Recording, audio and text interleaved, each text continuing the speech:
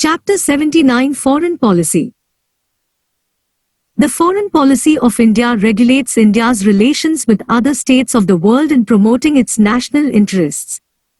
It is determined by a number of factors, viz., geography, history and tradition, social structure, political organization, international milieu, economic position, military strength, public opinion and leadership.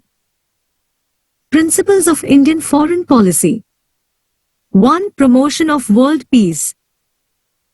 India's foreign policy aims at the promotion of international peace and security. Article 51 of the Constitution, Directive Principles of State Policy, directs the Indian state to promote international peace and security, maintain just and honorable relations between nations, foster respect for international law and treaty obligations, and encourage settlement of international disputes by arbitration. Besides, peace is necessary to promote the economic development of nations. Jawaharlal Nehru said, "Peace to us is not just a fervent hope, it is emergent necessity." 2. Anti-colonialism. The foreign policy of India opposes colonialism and imperialism. India views that the colonialism and imperialism leads to exploitation of the weaker nations by the imperialist powers and affects the promotion of international peace. India advocated the liquidation of colonialism in all forms and supported the liberation movement in Afro-Asian countries like Indonesia, Malaya, Tunisia, Algeria, Ghana, Namibia and so on. Thus, India expressed her solidarity with the people of Afro-Asian nations in their struggle against colonial and imperialist forces like Britain, France, Holland, Portugal and so on. The present neocolonialism and neo-imperialism is also opposed by India. 3. Anti-racialism. Opposition to racialism in all its forms is an important aspect of Indian foreign policy. According to India, racialism, i.e., discrimination between people on the basis of race, like colonialism and imperialism, leads to exploitation of the blacks by the whites, social inequity and hinders the promotion of world peace. India strongly criticized the policy of apartheid, racial discrimination, being followed by the white minority racist regime of South Africa. It even snapped diplomatic relations with South Africa in 1954 as a protest against the policy of apartheid. Similarly, India played an important role in the liberation of Zimbabwe, earlier Rhodesia, and Namibia from the white domination. 4. Non-alignment.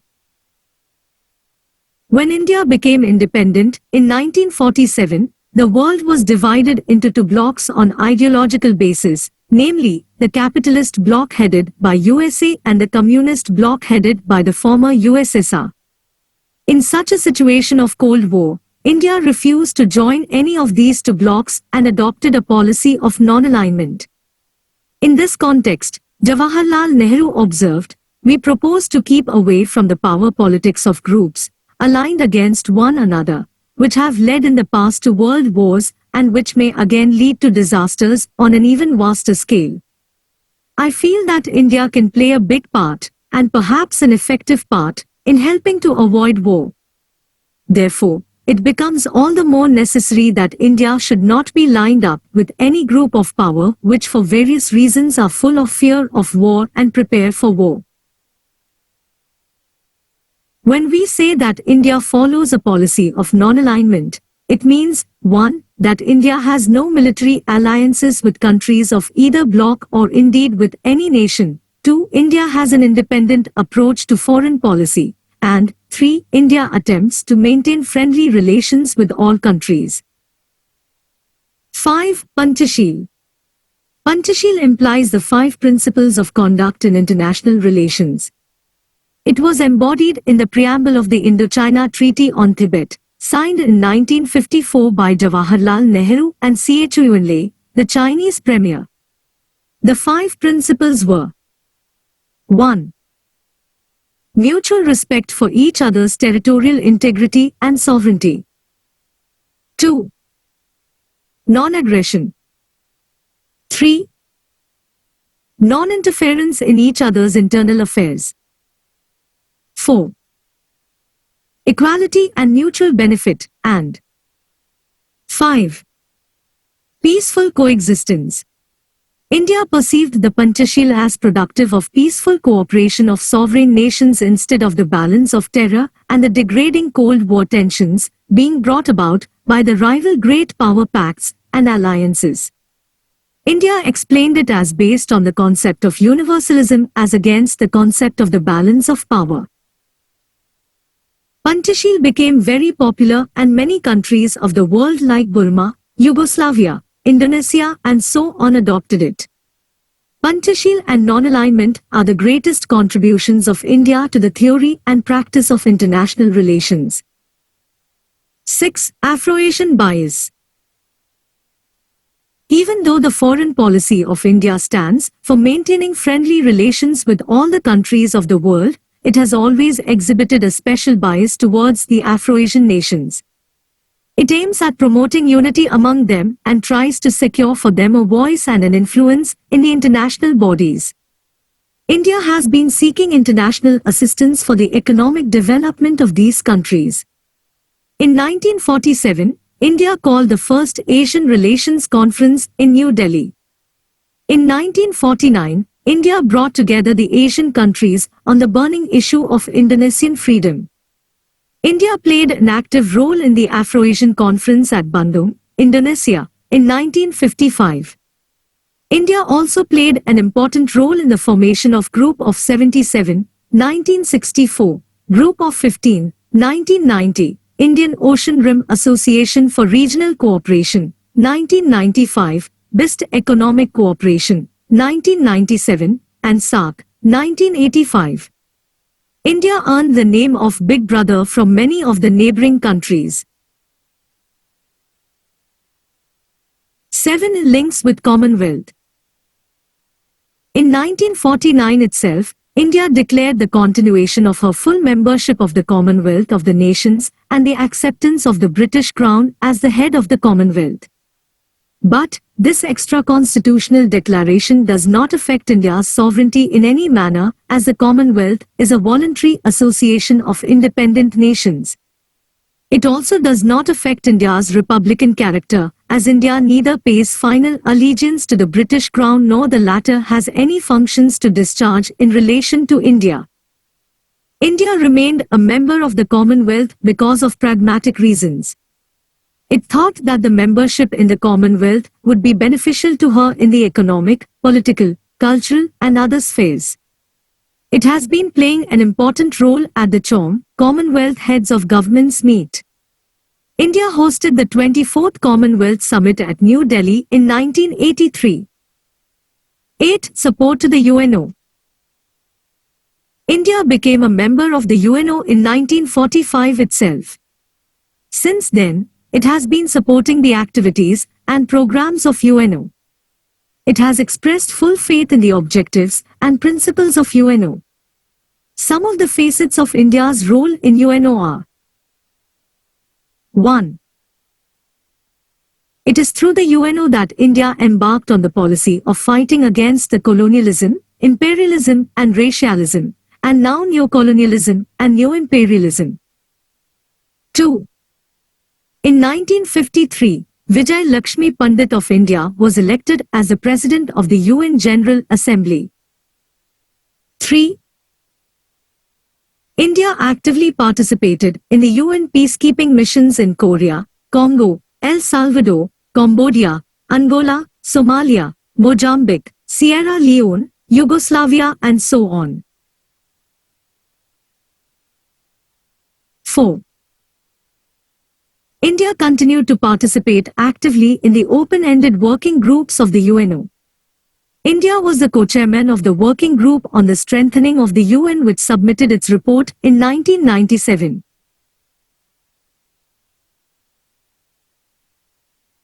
5. Several times, India has been a non-permanent member of the UN Security Council. Now, India is demanding a permanent seat in the Security Council. 9. Disarmament. The foreign policy of India is opposed to arms race and advocates disarmament, both conventional and nuclear. This is aimed at promoting world peace and security by reducing or ending tensions between power blocs and to accelerate economic development of the country by preventing the unproductive expenditure on the manufacture of arms. India has been using the UNO platform to check the arms race and to achieve disarmament. India took the initiative of holding a Six-Nation Summit at New Delhi in 1985 and made concrete proposals for nuclear disarmament.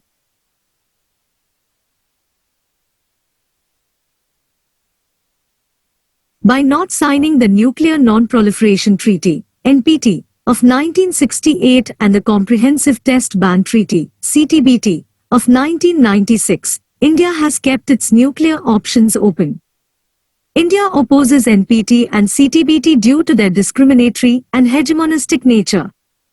They perpetuate an international system in which only 5 nations, USA, Russia, China, UK and France, can legitimately possess nuclear weapons. Objectives of Indian foreign policy. India's foreign policy is directed towards the realization of the following objectives. 1. To protect India's core national interests and concerns in a rapidly changing international environment by fostering support and understanding in the international community. 2. To preserve the autonomy of the decision-making process and to play a pioneering role in the establishment of a stable, prosperous and secure global order. 3. To strengthen the international campaign against terrorism, which is a global threat. 4. To build an international environment which is supportive of India's rapid economic growth, including higher investments, trade, access to technology, and strengthening India's energy security. 5. To work closely with P5 countries and to build strategic ties with the major powers such as the USA, the EU, Japan, Russia, and China.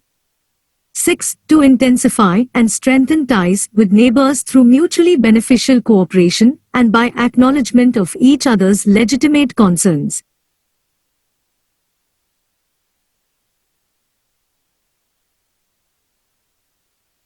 Seven.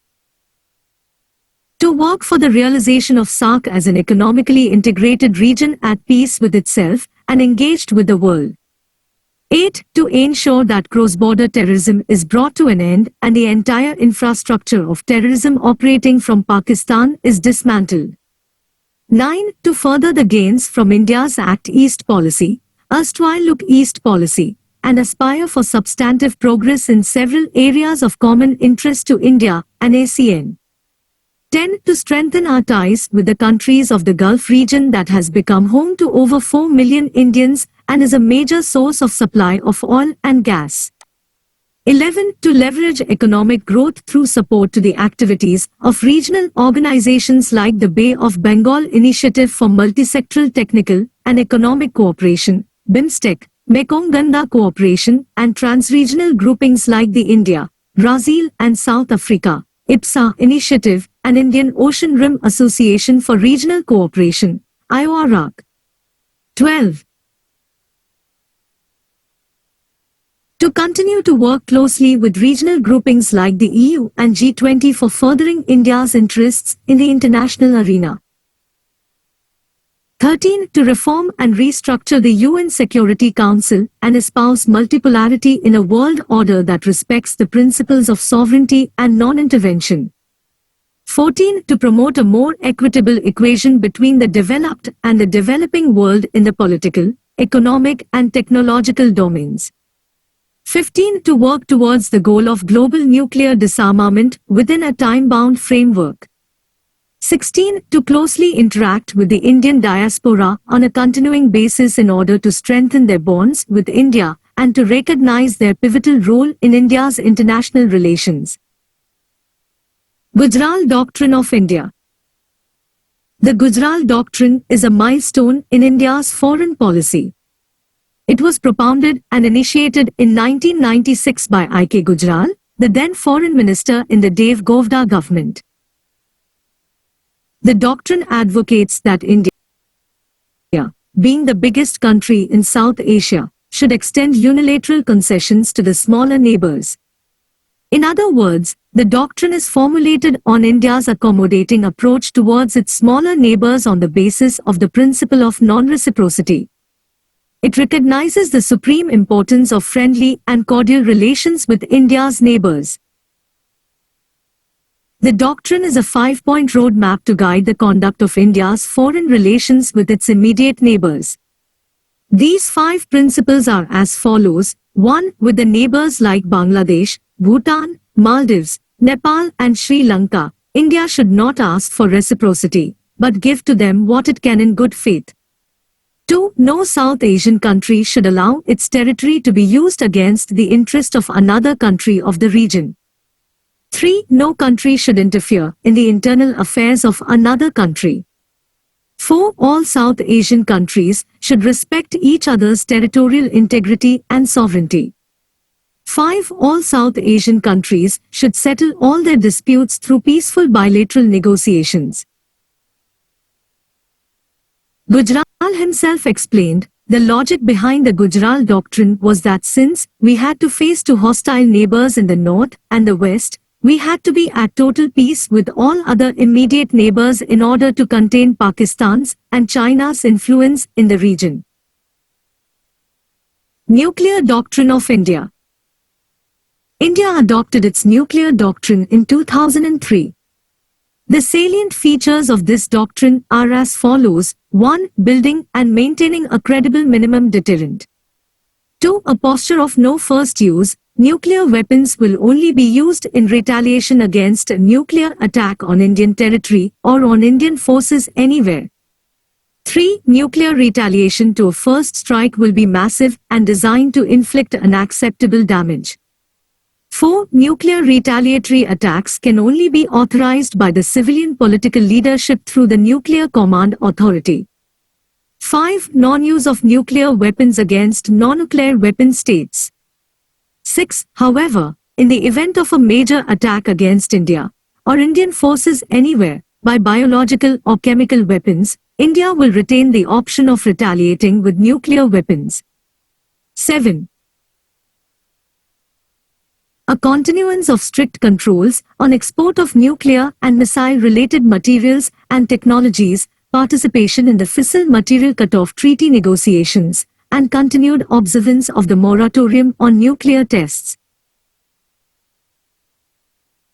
8. Continued commitment to the goal of a nuclear weapon-free world through global, verifiable and non-discriminatory nuclear disarmament. The Nuclear Command Authority comprises a political council and an executive council. The political council is chaired by the Prime Minister. It is the sole body which can authorize the use of nuclear weapons.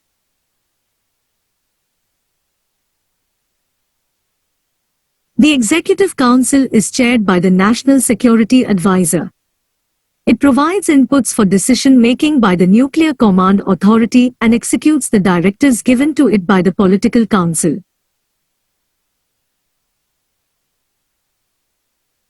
The Cabinet Committee on Security, CCS, reviewed the progress in the operationalizing of India's nuclear doctrine.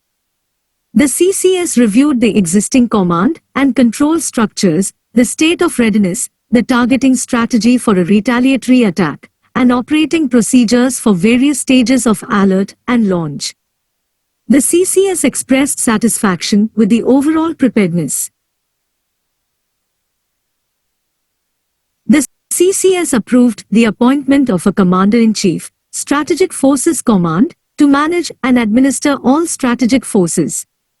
The CCS also reviewed and approved the arrangements for alternate chains of command for retaliatory nuclear strikes in all eventualities. Connect Central Asia Policy of India. India launched the Connect Central Asia Policy in 2012. This policy is aimed at strengthening and expanding of India's relations with the Central Asian countries.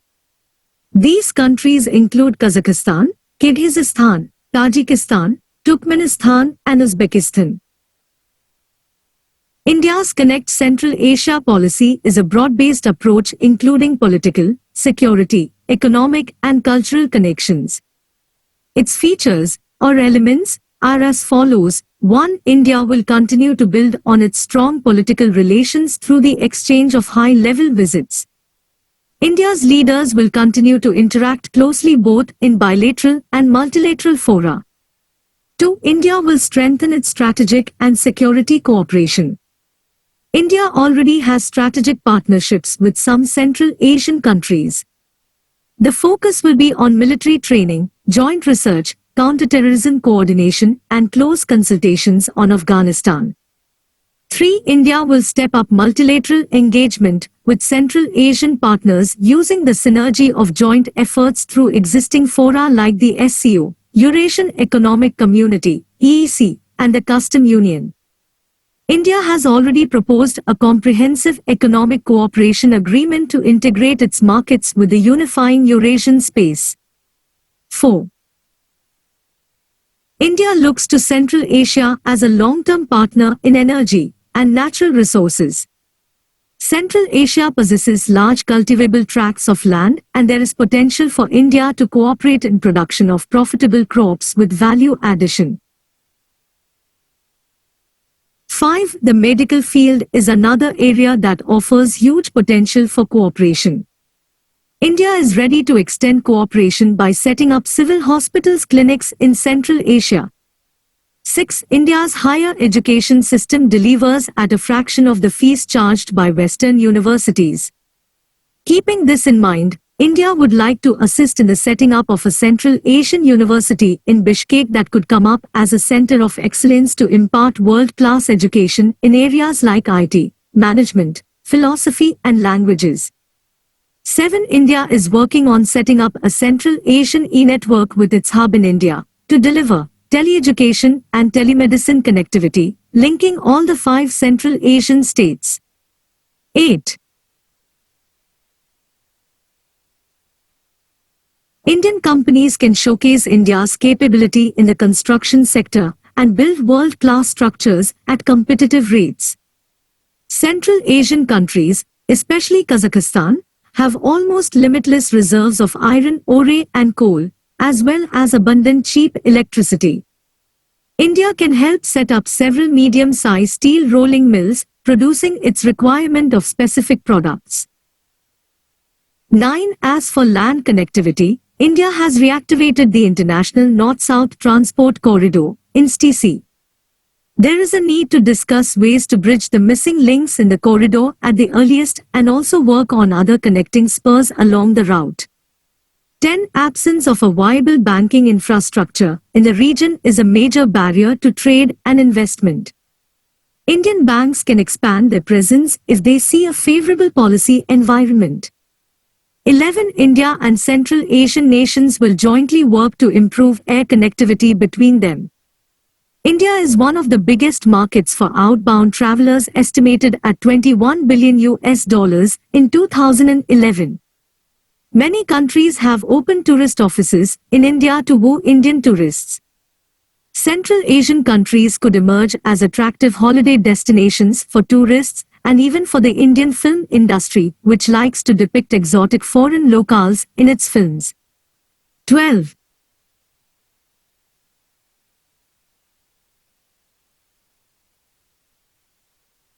Connections between the people are the most vital linkages to sustain the deep engagement. There is particularly need to emphasize exchanges between youth and the future leaders of India and Central Asia. There is already a robust exchange of students. India and Central Asian nations will encourage regular exchanges of scholars, academics, civil society, and youth delegations to gain deeper insights into each other's cultures. India's Connect Central Asia policy is consonant with its overall policy of deepening engagement in Eurasia, its policy of strengthening relations with China, with Pakistan, and building on its traditional relationship with Russia. India hopes that its membership in numerous regional forums, including at the SCO, would bolster India's renewed linkages with the region. Act East Policy of India. In 2014, the Modi government upgraded India's Look East policy and renamed it as the Act East policy. The Look East policy was first initiated in 1992 by the then Prime Minister P.V. Narasimha Rao.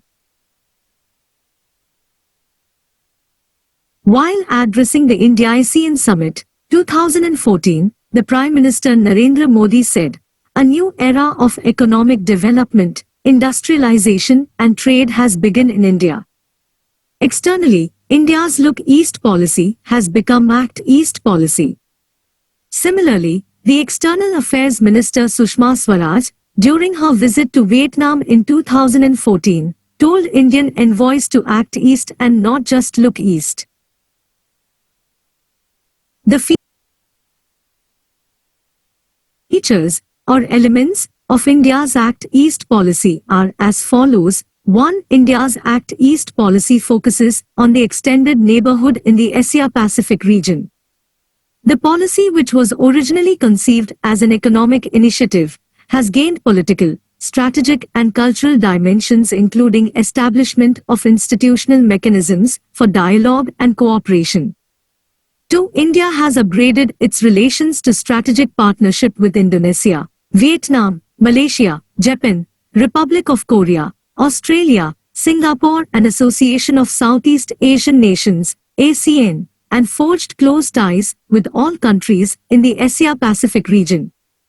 3. Further, apart from ASEAN, ASEAN Regional Forum, ARF, and East Asia Summit, EAS, India has also been actively engaged in regional fora such as Bay of Bengal Initiative for Multisectoral Technical and Economic Cooperation, BIMSTEC, Asia Cooperation Dialogue, ACD, Mekong Ganga Cooperation, NGC, and Indian Ocean Rim Association, IORA.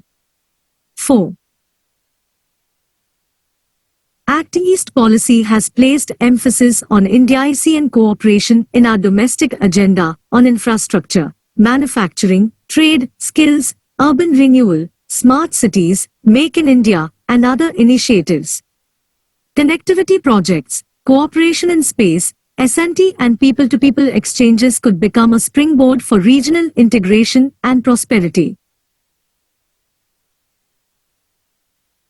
5. The objective of Act East policy is to promote economic cooperation, cultural ties, and develop strategic relationship with countries in the Asia-Pacific region through continuous engagement at bilateral, regional and multilateral levels, thereby providing enhanced connectivity to the states of northeastern region including Arunachal Pradesh with other countries in our neighborhood. 6. The northeast of India has been a priority in our Act East policy. The policy provides an interface between northeast India including the state of Arunachal Pradesh and the ASEAN region. 7. Various plans at bilateral and regional levels include steady efforts to develop and strengthen connectivity of Northeast with the ASEAN region through trade, culture, people-to-people contacts, and physical infrastructure, road, airport, telecommunication, power, etc. 8. On the civilizational front, Buddhist and Hindu links are being energized to develop new contacts and connectivity between people. 9. On connectivity, special efforts are being made to develop a coherent strategy, particularly for linking ASEAN with Northeast India. Measures, including building transport infrastructure, encouraging airlines to enhance connectivity in the region, contacts between academic and cultural institutions are underway.